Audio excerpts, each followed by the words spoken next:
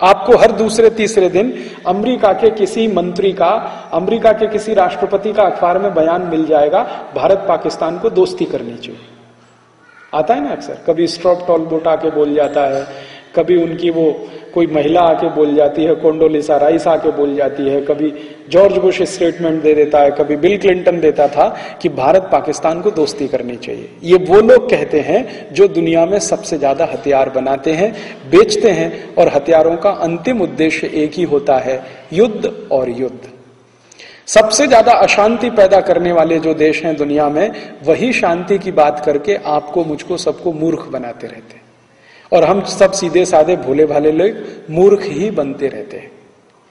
अगर हम अमेरिका और यूरोप के देशों को ये पलटकर कहना शुरू करें कि हम भारत पाकिस्तान में तो दोस्ती हो जाएगी, दुनिया के सभी देशों में दोस्ती हो जाएगी, अमेरिका की सब कंपनियां हथियार बनाना बंद कर दें, ये वो मानने को तैयार नहीं है। वो कहते हैं कि हम हथियार बनाते रहेंगे, तुम मत बनाओ। न्यूक्लियर बॉम्ब चाहिए तो अमेरिका के पास आओ, तुम मत बनाओ अपना। अगर तुम बनाओगे तो हम तुम्हारे ऊपर पाबंदी लगाएंगे।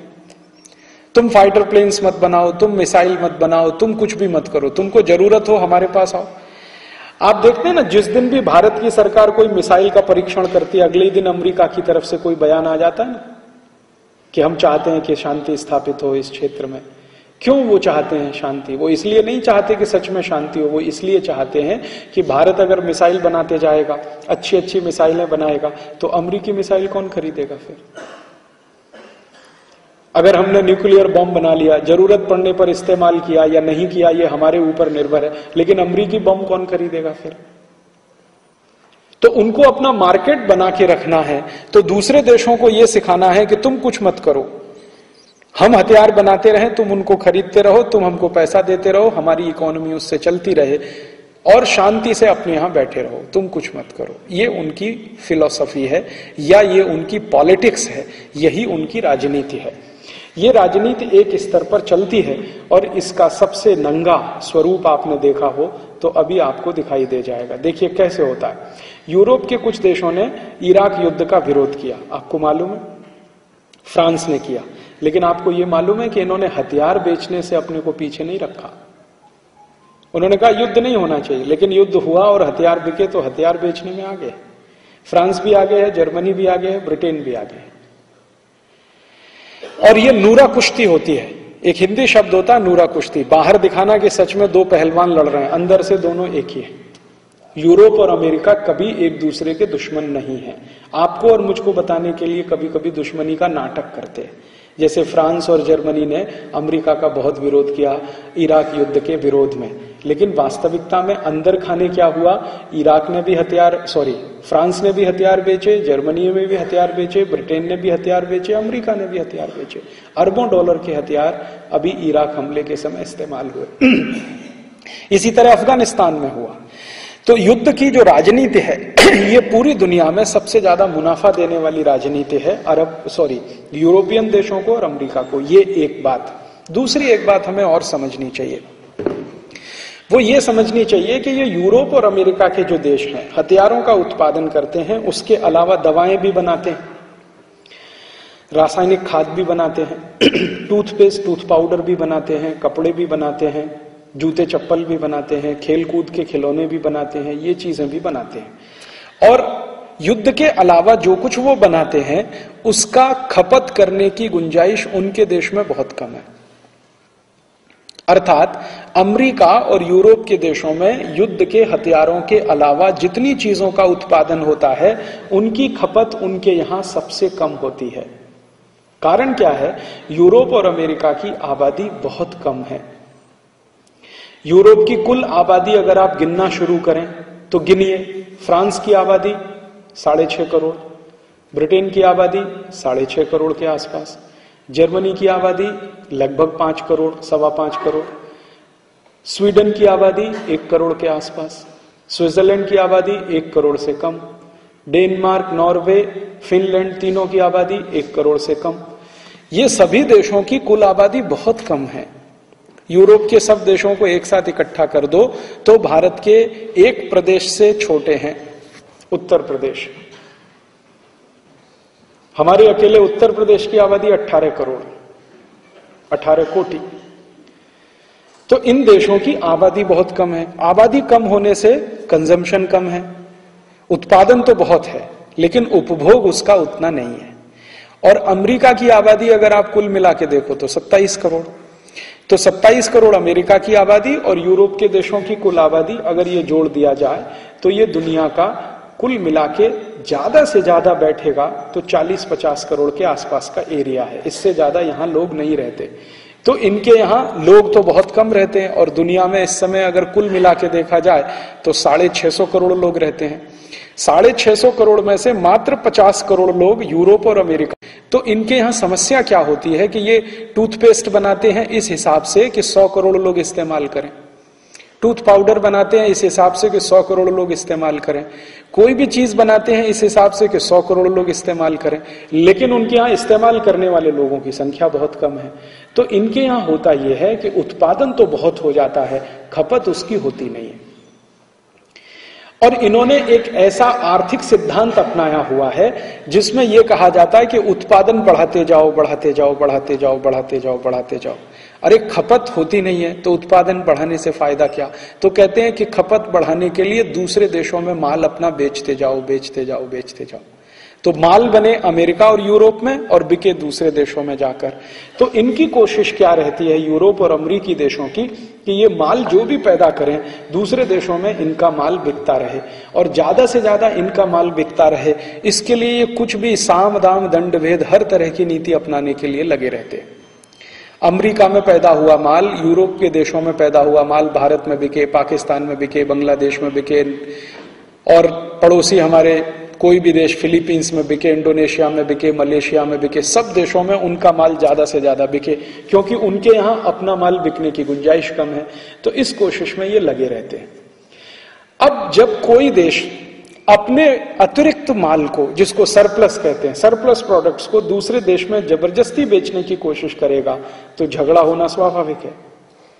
तो यूरोप और अमेरिका के देश जब जबरदस्ती अपना माल दूसरे देशों में ले जाकर बेचने की कोशिश करते रहे हैं तो आपस में झगड़े होते रहे हैं। इन झगड़ों का निपटारा करने के लिए गेट नाम की एक संस्था बनी 1948 में, journal agreement on trade and tariff. झगड़े क्या है? अमेरिकी और यूरोप के देश चाहते हैं कि भारत में सारा माल उनका बिके, भारत के लोग चाहते हैं कि भारत में उनका माल बिके। अब झगड़ा होगा। पाकिस्तान में चाहते हैं अमेरिकी और यूरोप के देश के हमारा सब माल बिके, लेकिन पाकिस्तान के लोग चाहते हैं कि पाकिस्तान में पाकिस्तानी माल बिके। इंडोनेशिया में चाहते हैं अमेरिकी और यूरोपियन देश के हमारा सबसे ज्यादा माल बिके, लेकिन इंडोनेशिया के लोग चाहते हैं कि हमारे देश में हमारा माल बिके। तो इसमें झगड़े होना स्वाभाविक है।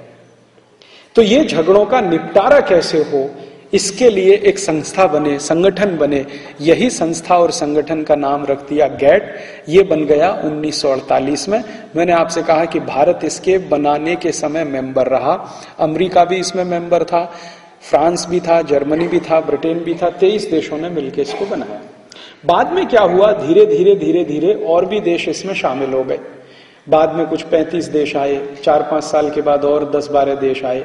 ऐसे करते करते करते करते आज इसमें 126 देश शामिल हैं। दुनिया में देशों की संख्या है 204 और उसमें से 126 शामिल हैं गैट नाम के संस्था के अंदर या समझौते के अंदर। ये सभी देशों ने आपस में मिलकर एक नियम बनाया कि जब भी अतिरिक्त सरप्लस प्रोडक्ट को दूसरे देश में बेचने पर कोई भी झगड़ा होगा, टैक्स का झगड़ा हो या क्वांटिटी का झगड़ा हो, रिस्ट्रिक्शन का झगड़ा हो, कोई भी झगड़ा हो, इनका निपटारा करने के लिए हम आपस में बैठकर गैट में बात करेंगे, नियम कायदे कानून उसके हिसाब से बनाएंगे।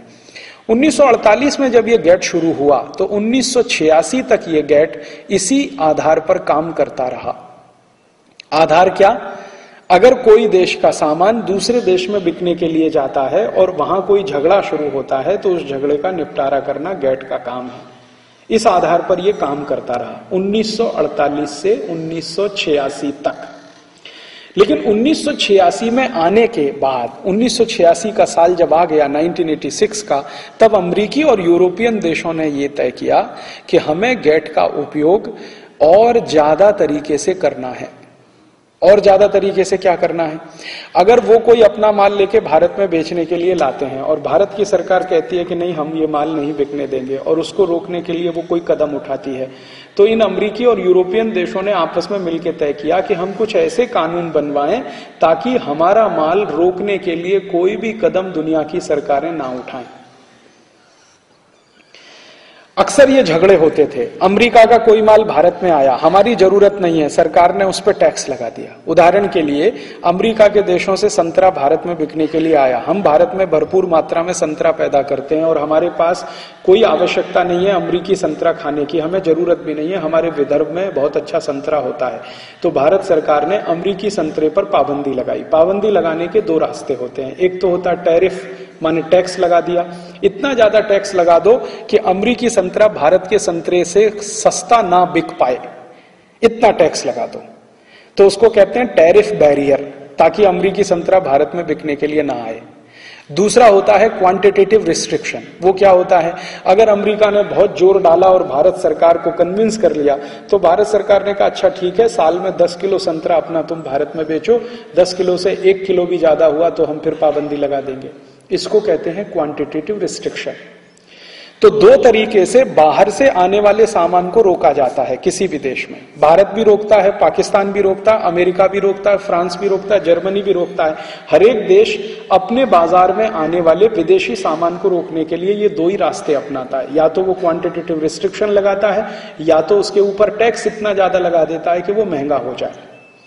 ये तरीके से अमेरिका और यूरोप के देशों का सामान भारत में रोका जाता था।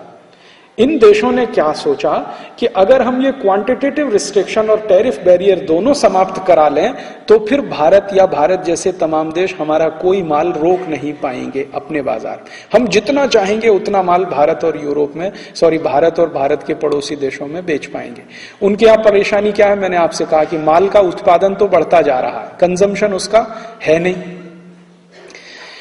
अब जब उत्पादन ज्यादा होता है और उपभोग कम होता है तो अर्थशास्त्र की परिभाषा में एक संकट आता है, उसको कहते हैं मंदी, रिसेशन, इकोनॉमिक रिसेशन, आर्थिक मंदी।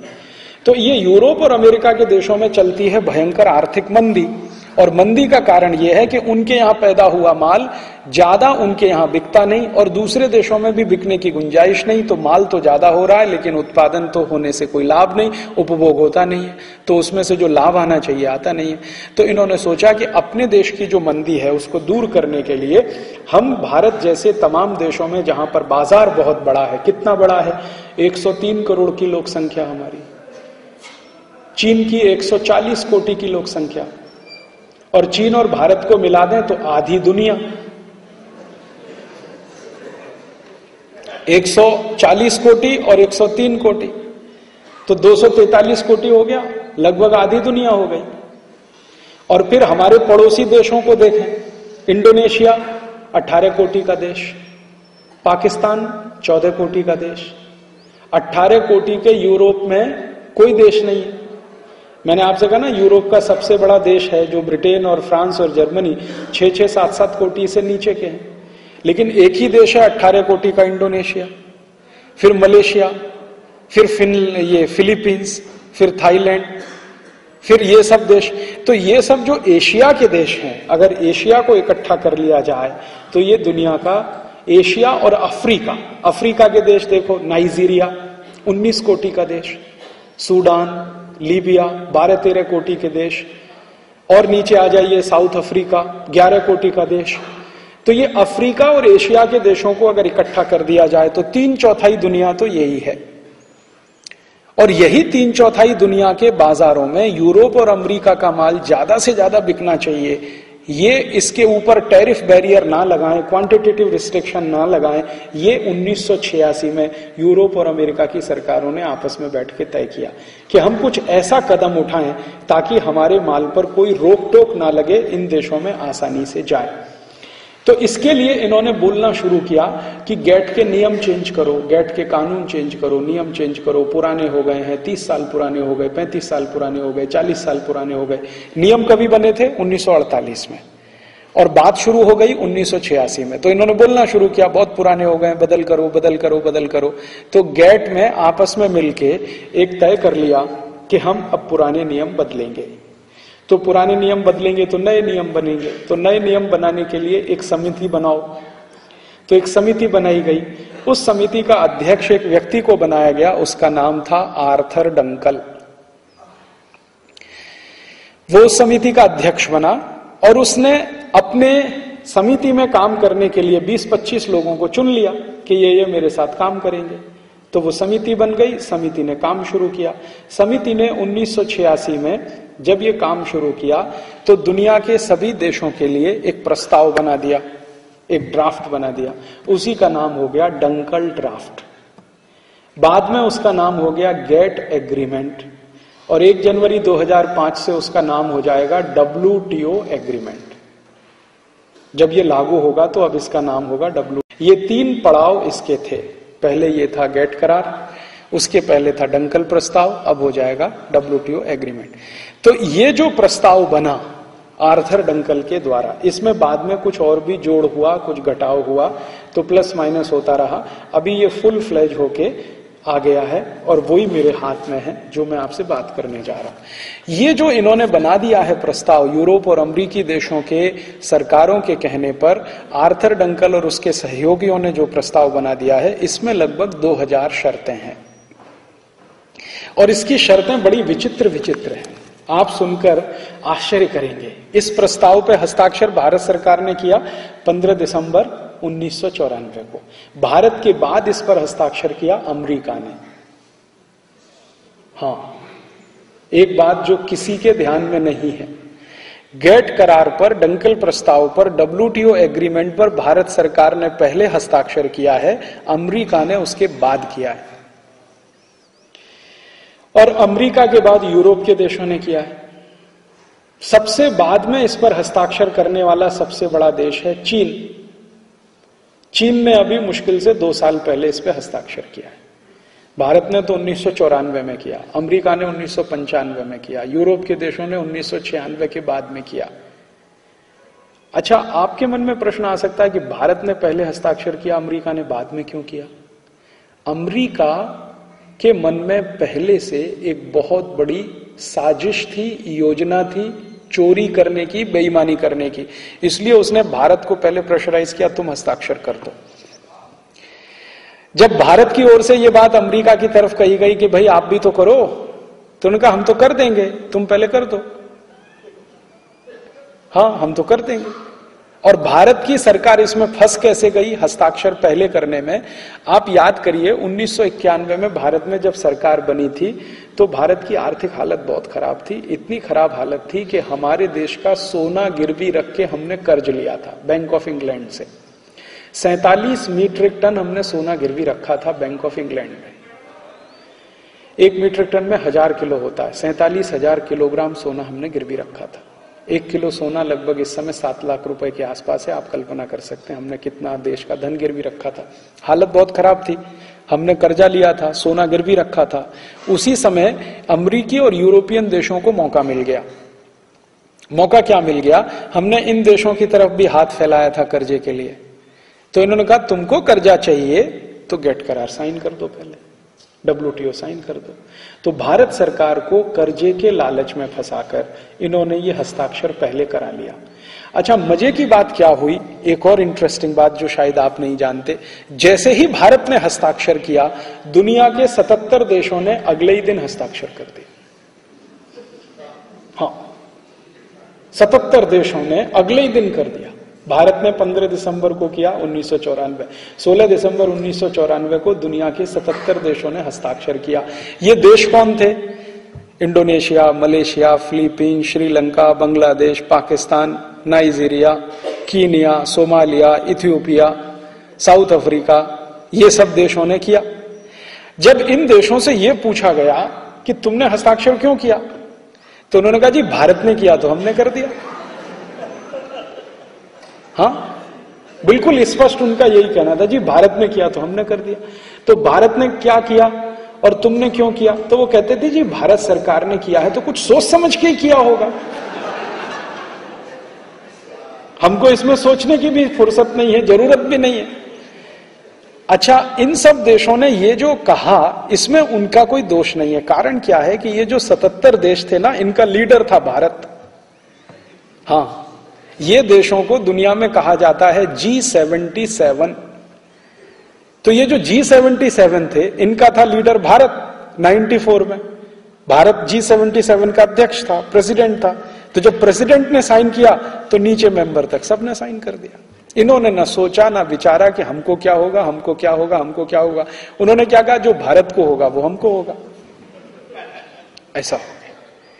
बाद में G77 के देशों के कुछ लोगों ने जब इसको देखना, पढ़ना, समझना शुरू किया, तब उनको लगा कि ये तो बहुत बड़ा धोखा हो गया।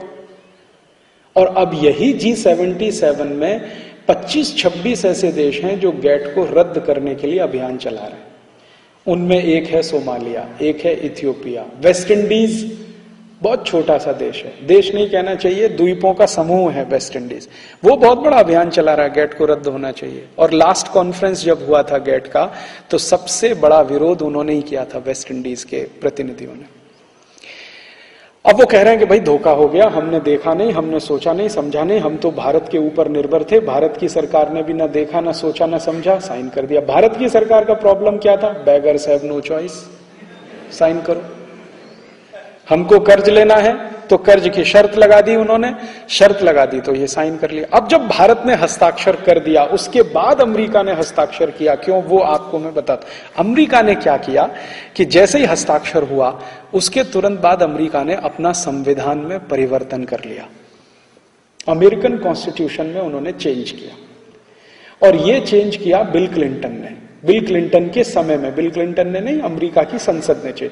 उन्होंने परिवर्तन क्या किया, अमेरिकी संविधान में एक प्रावधान डाल दिया जो पहले नहीं था। 1994 के पहले वो नहीं था। 1994 में उन्होंने एक प्रावधान डाल दिया कि आज के बाद, माने जिस दिन अमेरिका के संविधान में ये संशोधन हो रहा है, आज के बाद अमेरिका की संसद का बनाया हुआ कोई भी कानून दुनिया की सभी अंतर्राष्ट्रीय संधियों के ऊपर होगा। इसको अंग्रेजी में उन्होंने कहा, always American law will prevail, always American constitution will prevail, always American parliament will be the supreme. अर्थात अमेरिकी संसद अगर कोई कानून बनाती है और गेट करार से वो मेल नहीं खाता है, गेट करार और अमेरिकी संसद के कानून में झगड़ा होता है, तो गेट करार का कानून बदल होगा, अमेरिकी कानून बदल नहीं होगा। ये इसका मतलब है। ये उन्होंने परिवर्तन किया।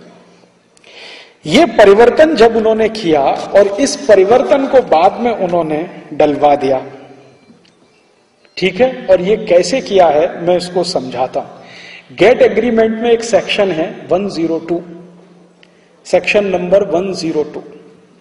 वो क्या कहता है मैं अंग्रेजी में पढ़ता हूं, फिर आपको उसका अर्थ भी बता दूंगा। According to the GATT section 102, when there is a trade dispute under GATT, the US law will proceed over GATT।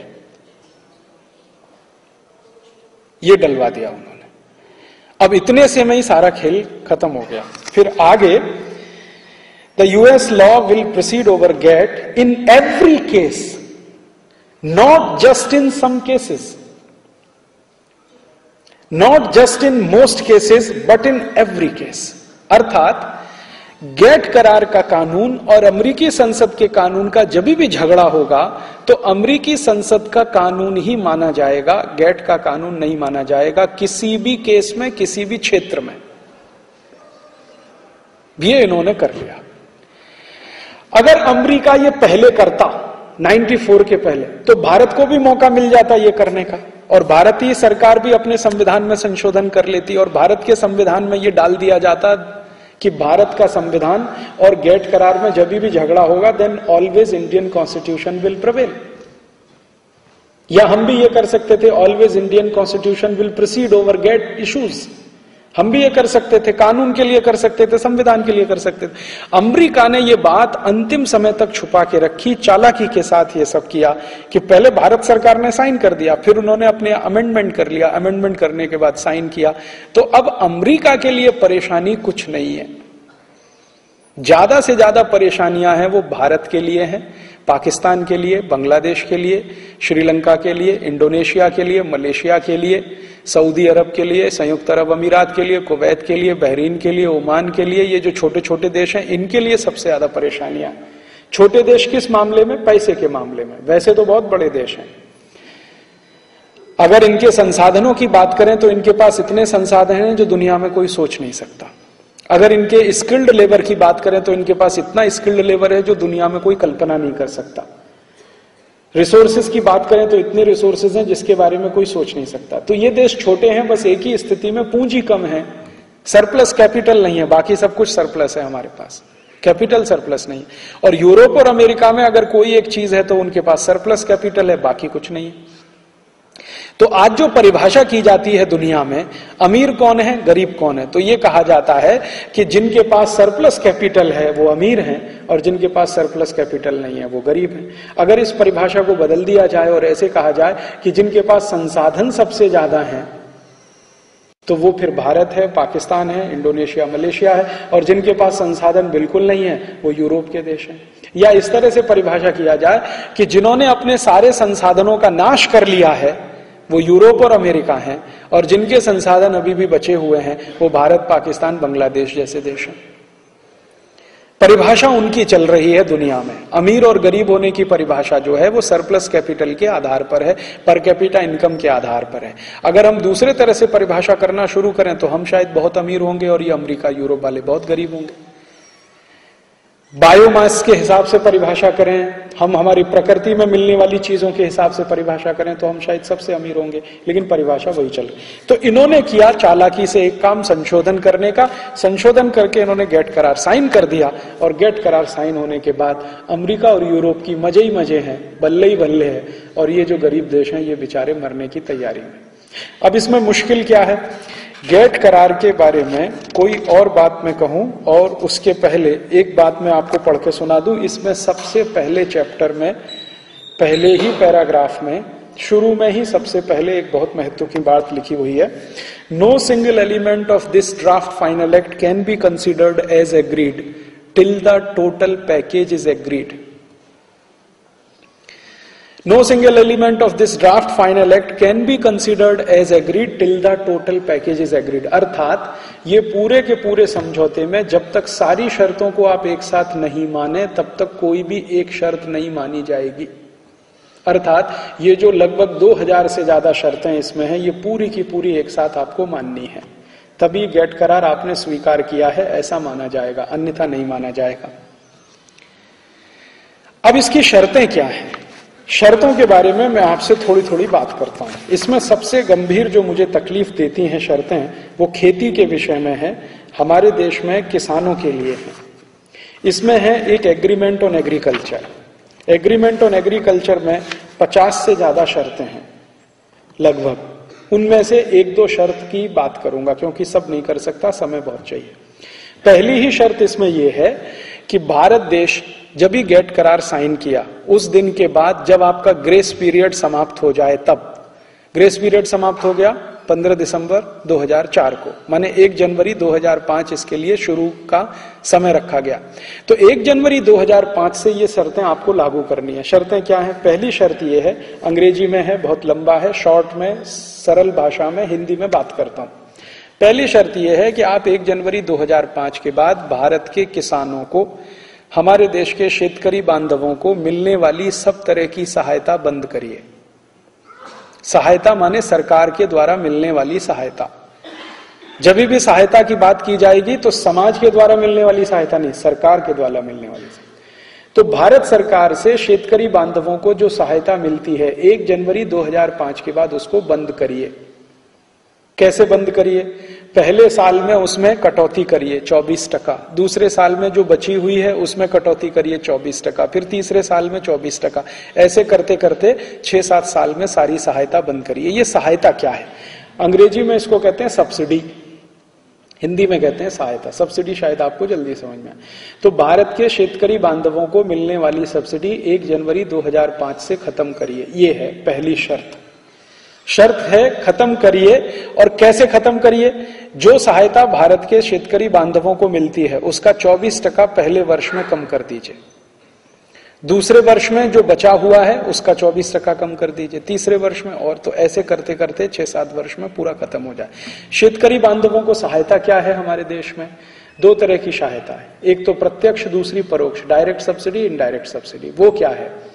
हमारा कोई भी शेतकरी बांधव कुछ भी बाजार में बेचने के लिए जब जाता है तो एक मिनिमम सपोर्ट प्राइस फिक्स होता है हर चीज का। जैसे कापूस का न्यूनतम समर्थन मूल्य या न्यूनतम खरीदी मूल्य तय होता है सरकार के द्वारा। उसका अर्थ यह होता है कि इस कीमत से कम कीमत पर कापूस नहीं बिकेगी, नियमतः बिकती है वो एक अलग बात है, कहीं 2100 है ऐसा है, लेकिन बिक रहा है 1700 रुपए क्विंटल। हो सकता है अगले साल 1500 पे भी ना बिके, 1400 पे भी ना बिके। तो जो न्यूनतम समर्थन मूल्य तय किया सरकार ने वो एक है, और अंतर्राष्ट्रीय मूल्य एक होता है। अंतर्राष्ट्रीय मूल्य के बारे में भारत में मैं थोड़ा अध्ययन करता हूं पिछले 8-10 वर्षों से, तो हमेशा मुझे ये लगता है कि अंतर्राष्ट्रीय जो मूल्य है उससे भारत में थोड़ा मूल्य ज्यादा ही रहता है, न्यूनतम समर्थन मूल्य जो होता है, मिनिमम सपोर्ट प्राइस। तो अंतर्राष्ट्रीय मूल्य और भारत के मार्केट का जो न्यूनतम समर्थन मूल्य है, इसके बीच का जो गैप है वही सरकार की सब्सिडी माना जाता है। अर्थात अगर कोई शेतकरी बांधव अपनी कापूस को अंतर्राष्ट्रीय बाजार में बेचे और वहां पर वो 1700 रुपए क्विंटल बिके या 1500 रुपए क्विंटल बिके, लेकिन महाराष्ट्र सरकार ने 2200 रुपए क्विंटल भाव तय किया है, तो प्रति क्विंटल 700 रुपए सब्सिडी माना जाएगा। ये होती है डायरेक्ट सपोर्ट, डायरेक्ट सब्सिडी। और ये सभी वस्तुओं में है, कापूस में भी है, गेहूं में भी है, चावल भी है, तुअर भी है, सभी जगह ऐसा होता है। दूसरी तरफ होता है इनडायरेक्ट सपोर्ट। इनडायरेक्ट सपोर्ट क्या होता है कि हम जब भी बाजार से रासायनिक खाद खरीदते हैं, यूरिया, डीएपी, सुपर फॉस्फेट, तो इसका बाजार जो मूल्य है एक शेतकरी के लिए उसका बाजार मूल्य है 250 से 250 रुपए का 50 किलो। और वही रासायनिक खाद यूरिया, डीएपी, सुपर फॉस्फेट जब फैक्ट्री में बनती है, कारखाने में बनती है, तो उसका उत्पादन मूल्य होता है 500 रुपए का 50 किलो, माने 1000 रुपए क्विंटल के आसपास होता है एवरेज। तो 1000 रुपए क्विंटल में उत्पादन होता है और 500 रुपए क्विंटल में बाजार में वो बिकता है। तो ये जो 500 रुपए क्विंटल का घाटा है ये सरकार उठाती है, और ये शेतकरी की तरफ से सरकार देती है खाद बेचने वाली कंपनियों को। इसको बोला जाता है इनडायरेक्ट सपोर्ट। इसी तरह से बिजली है, भारत के शेतकरी को बिजली थोड़ा सस्ते में है और उद्योगपति को थोड़ा ज्यादा है, घर में भी थोड़ा ज्यादा, उद्योग में भी ज्यादा, शेतकरी को थोड़ी सस्ती है। इसी तरह से बीज के क्षेत्र में होता है, बियारण में होता है, सब जगह। तो एक होता है इनडायरेक्ट सपोर्ट, एक है डायरेक्ट सपोर्ट। अब गेट करार की शर्त यह है कि 1 जनवरी 2005 के बाद आप ये सब खत्म करिए, डायरेक्ट सपोर्ट भी खत्म करिए, इनडायरेक्ट सपोर्ट भी खत्म करिए, डायरेक्ट सब्सिडी खत्म करिए, इनडायरेक्ट सब्सिडी खत्म करिए। और भारत सरकार को WTO की काउंसिल ने एक कैलकुलेशन करके अभी भेज दिया है कि 1 साल के अंदर आपको कहां कहां सब्सिडी कितनी कम करनी है। तो भारत सरकार ने वो कैलकुलेशन, मेरे पास अभी मैंने देखा 2-3 दिन पहले, भारत देश के एक बहुत उच्च स्तर के अधिकारी के हाथ में वो था, बेंगलोर में मैं था, तो उसने मुझे दिखाया कि देखो राजू भाई ये कैलकुलेशन आया है। तो वो कैलकुलेशन में उन्होंने बताया कि भारत की सरकार 1,16,000 कोटि रुपए की सब्सिडी कुल मिलाकर दे रही है अलग अलग मदों में, ये आपको कम करनी है। अब सब्सिडी कम करनी है तो इसका परिणाम क्या है? इसका सीधा परिणाम यह है, सबसे पहला परिणाम यह होगा, यूरिया, डीएपी, सुपर फॉस्फेट की सब्सिडी अगर कम होती है तो उसकी कीमत बढ़ना शुरू होगी। अभी जो मैंने आपसे कहा कि 500 रुपए क्विंटल पे यूरिया बिक जाता है, वो 1000 रुपए क्विंटल हो सकता है। और बाजार में जिस तरह से टैक्सेस बढ़ रहे हैं तो वो 1200 रुपए क्विंटल भी हो सकता है। कभी को डीजल पेट्रोल का भाव और बढ़ जाए तो और महंगा हो सकता है, क्योंकि यूरिया, डीएपी, सुपर फॉस्फेट आप जानते हैं पेट्रोलियम बाई प्रोडक्ट है। तो क्रूड ऑयल की कीमत बढ़ते हैं तो इनका भी कीमत बढ़ने लगता है। तो यूरिया, डीएपी, सुपर फॉस्फेट महंगा होगा सब्सिडी खत्म होने से, एक।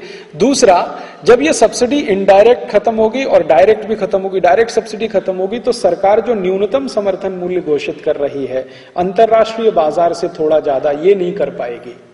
अर्थात अंतरराष्ट्रीय बाजार में जिस कीमत पर कापूस बिक रही होगी वही कीमत पर महाराष्ट्र की सरकार भी कापूस की खरीदी कर सकेगी, थोड़ा भी ज्यादा कीमत पे नहीं ले पाएगी वो।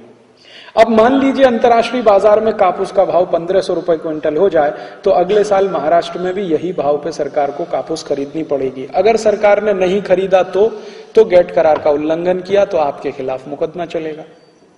मुकदमा चलेगा तो उसके लिए कुछ कंडीशन है कि आपको ये पेनल्टी, ये पेनल्टी, ये पेनल्टी, ये जुर्माना, ये जुर्माना, ये जुर्माना। तो अर्थात कहने का मतलब यह है कि अगले वर्ष से भारत की सरकार किसी भी शेतकरी बांधव को कोई मदद ज्यादा नहीं कर पाएगी, ज्यादा कीमत पे कापूस नहीं खरीद पाएगी, ज्यादा कीमत पे धान नहीं खरीदेगी, ज्यादा कीमत पे गेहूं नहीं खरीदेगी। अंतर्राष्ट्रीय बाजार का भाव जो है ना, उसी पे खरीदा जाएगा। अब अंतर्राष्ट्रीय बाजार का भाव हमेशा गिरा रहता है, मैंने आपसे थोड़ी देर पहले कहा गिरा रहता है। क्यों? क्योंकि अंतर्राष्ट्रीय बाजार में अमेरिका और यूरोप की खेती उत्पन्न जितने आते हैं, एग्री प्रोडक्ट्स जितने आते हैं, उन पे सब्सिडी बहुत ज्यादा होती है, इसलिए उसकी कीमत हमेशा गिरी रहती है। अमेरिका में सबसे ज्यादा सब्सिडी शेतकरी बांधवों को ही मिलती है। एक वर्ष में अमेरिका के शेतकरी बांधवों को लगभग 400 अरब डॉलर की सब्सिडी है, $400 बिलियन।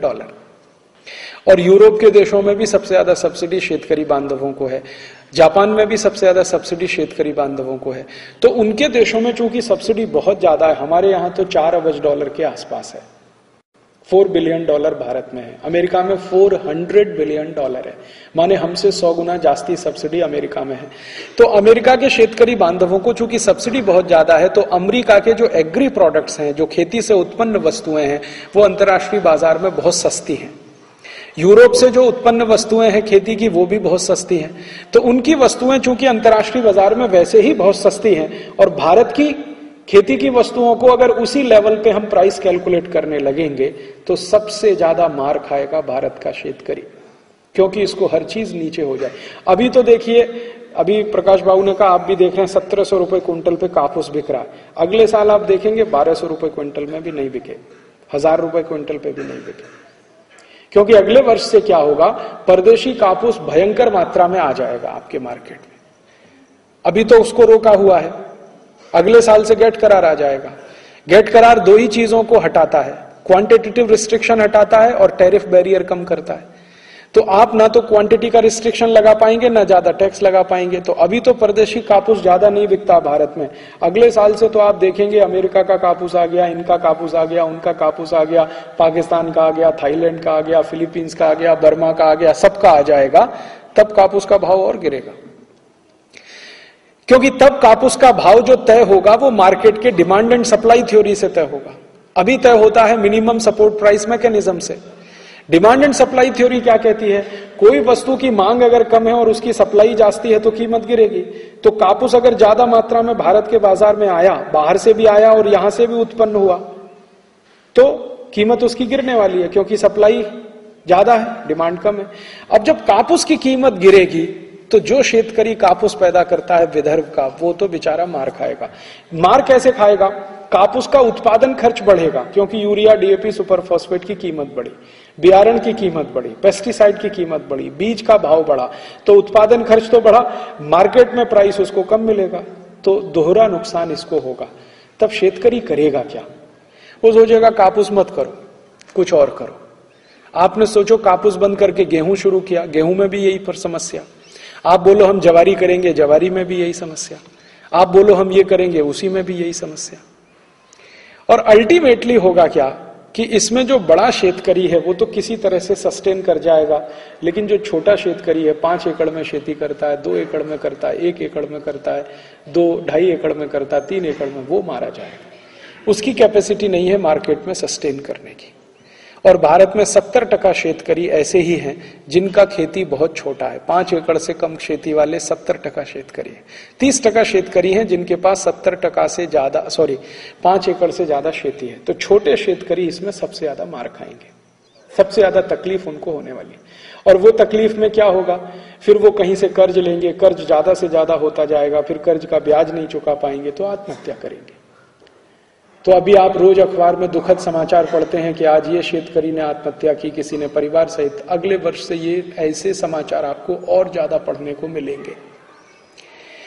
भारत सरकार कहती है कि हर साल लगभग 54,000 शेतकरी देश में आत्महत्या करते हैं, पूरे देश में, सरकार के आंकड़े।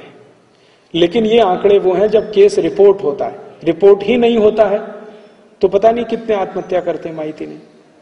अगले वर्ष से इनकी संख्या आप देखेंगे लगातार बढ़ेगी। आंध्रा में भी बढ़ेगी, महाराष्ट्र में भी बढ़ेगी, गुजरात में भी बढ़ेगी, उड़ीसा में भी बढ़ेगी, सब जगह बढ़ेगी। क्योंकि शेतकरी गरीब हो सकता है, स्वाभिमानी बहुत होता है, थोड़ा भी स्वाभिमान को ठेस लगे वो आत्महत्या करना पसंद करता है। व्यापारी हिंदुस्तान का दूसरे तरह का है, व्यापारी का स्वाभिमान वो गिरवी रख के व्यापार करता है। व्यापारी इस देश में आत्महत्या नहीं करता है, सरकारी अधिकारी भी आत्महत्या नहीं करता, पुढ़ारी तो कभी नहीं करता है। आत्महत्या शेतकरी ही करता है, क्योंकि उसका गरीबी तो है लेकिन स्वाभिमान उसका बहुत है। थोड़ा भी स्वाभिमान पे ठेस लगे, इतना ज्यादा स्वाभिमानी है शेतकरी, उसके घर के सामने कोई बैंक वाला आ गया वसूली करने के लिए, यही उसको लगता है बहुत बड़ा अपमान हो गया, अगले दिन सवेरे तेल पिएगा मर जाएगा, या जंतुनाशक पिएगा मर जाएगा। या पुलिस आ गई उसके दरवाजे के सामने कुछ इस तरह का करने के लिए, वो बिल्कुल बर्दाश्त नहीं करता है, क्योंकि उसको स्वाभिमान सबसे ज्यादा प्रिय है। गरीबी में रहता है लेकिन स्वाभिमान उसने नहीं छोड़ा है।